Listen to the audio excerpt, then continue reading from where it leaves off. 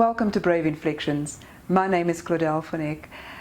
It's November 2019, and one of the issues that have been dominating the news and the media is this whole matter of quid pro quo that's erupted around Donald Trump.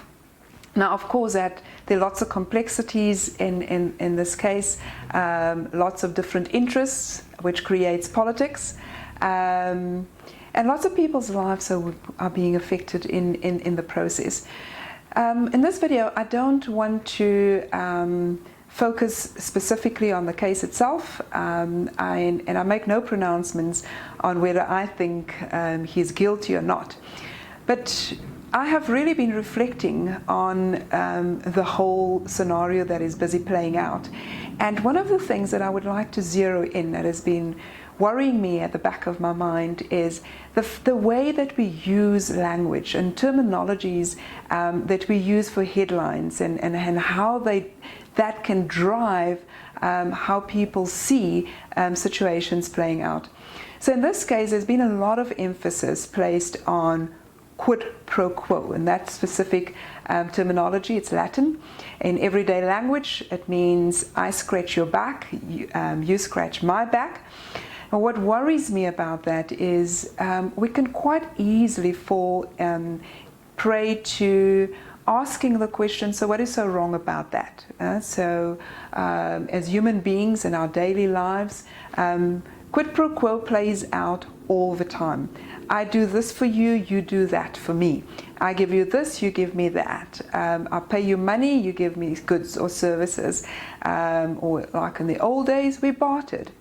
And we can quite easily diminish the situation that is playing out. For me, at the center of all of this is the issue of the power of the leader, the imbalance of power, and in particular, abuse of power.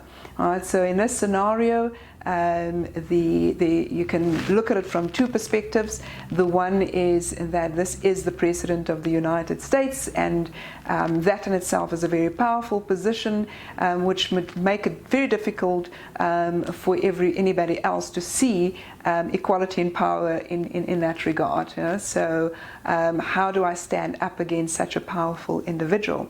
The other aspect, of course, is the issue of money. If we're talking about aid, why, if that is really important and I really need it, it obviously would put the person who has the money in their hands in a much more powerful position.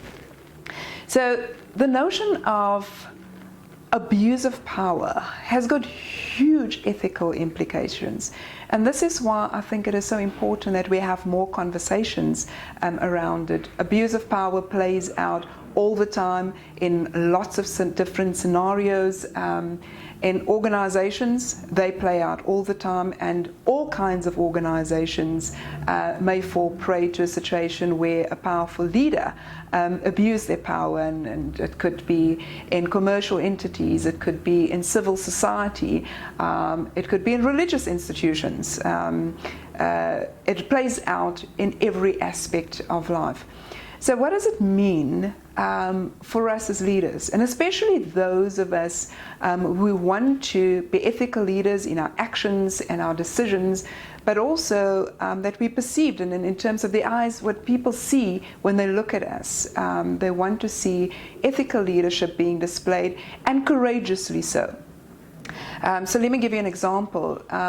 A CEO of a huge organization may over time have amassed a lot of power, and the power may not just be stemming from the position, but also from the reputation that has been able to build around himself, and it almost has this halo effect, that people think that he's a great leader, and therefore may be hesitant to question his actions.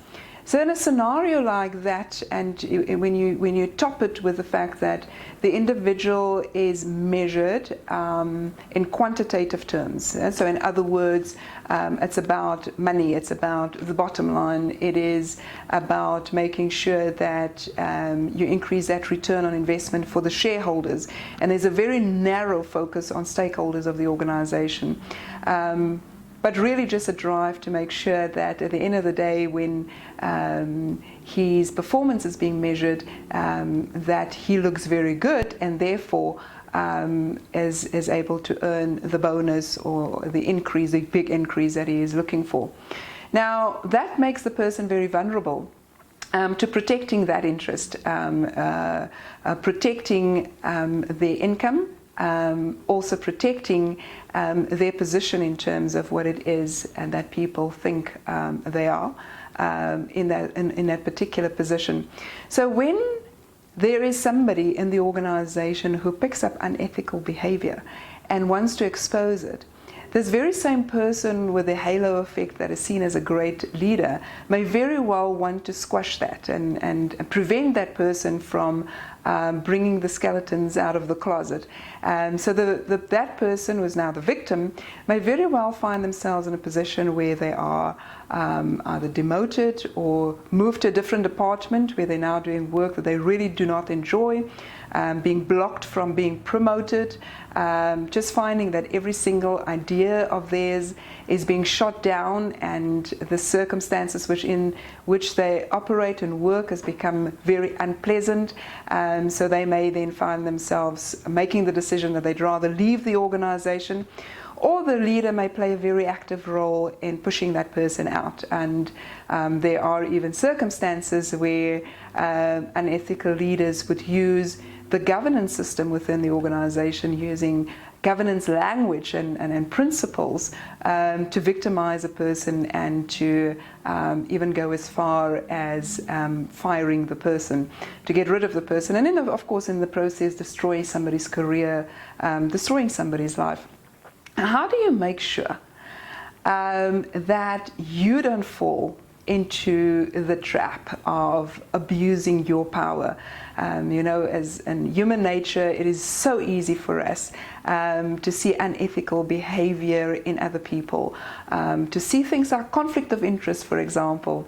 Very easy to see it in somebody else's actions, much more difficult for us to see it within ourselves. And so we have these blind spots because we believe that we're good, and we believe that we are ethical and therefore would not fall prey to unethical behavior. And then we completely miss the fact that when we're looking at ourselves, we may miss those markers within ourselves, and that all of us have the potential of stepping over that line into the dark side of leadership because we become blind to our own actions in the process. So it's important for all of us to really build and increase the skill, the ability to be brutally honest with ourselves. Being able to play devil's advocate in your own life is a skill, and it's not an easy skill. It's something you build over time, and being able to change your steps into a different direction when you detect unethical behavior in yourself is not easy. So it's important that we have at least one person, if you've got more than one, it's great, in our lives who are able to play that for us when we have not yet perfected that skill within ourselves, and when we find resistance within ourselves to confront ourselves. Somebody who cares enough about you to be honest with you, to be able to say to you, when I look at your actions and I look at the reasons behind your actions, what I am seeing is unethical behavior, and what I'm seeing is that you are justifying your position. Because justification is how we tell ourselves that what we're doing is okay. And we can quite easily start to believe that what we're doing is in the best interest of the organization, whilst it is not in the best interest of the organization. So let me go back to that victim. We may then find that the leaders push somebody out who is hugely important to the organization beyond just those skeletons that the person would have exposed. What then happens in the process is that the organization's productivity is being affected as well. So somebody who is able to tell you that, somebody who is able to point out to you where you may not be able to see that there is a power play here, that there is abuse of power. And if you don't have somebody in your life who can be that sounding board for you, it's important to find a coach, a professional coach, who would be able to walk that road with you, who would be able to look you in the eye and be honest with you.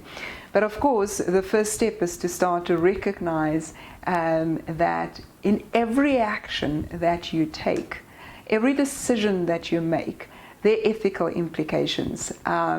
Being able to ask yourself the question, will lives be affected? And if lives are going to be affected, can I step back and ask myself the very, very difficult questions that I need to ask of myself, so that I can be clear in my head that the actions that I'm taking now, the decisions that I'm making now, how I'm affecting people's lives, I've taken all the ethical implications into account, and I'm pretty certain that I am doing it for the right reasons. I'm doing the right thing for the right reasons, and not just for my own personal interest in the process.